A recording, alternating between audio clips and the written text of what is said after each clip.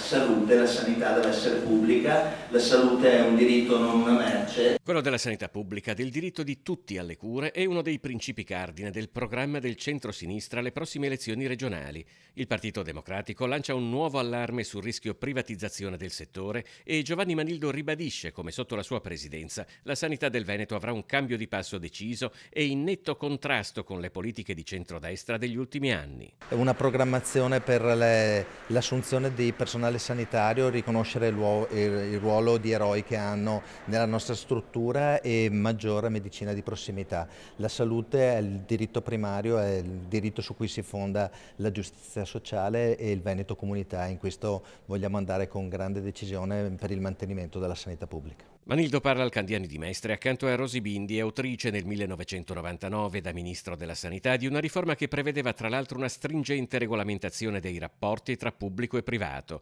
Oggi invece per la sanità pubblica in Italia si spende poco, dice Bindi, perché i termini da prendere in considerazione non sono le cifre in assoluto, ma in rapporto col PIL, con l'inflazione e col costo dei farmaci. Noi alla fine di questo triennio della legge di bilancio arriveremo alla percentuale in assoluto più bassa di tutti gli anni, sotto il 6%. Questo significa che qualcuno vuole rinunciare a questo sistema.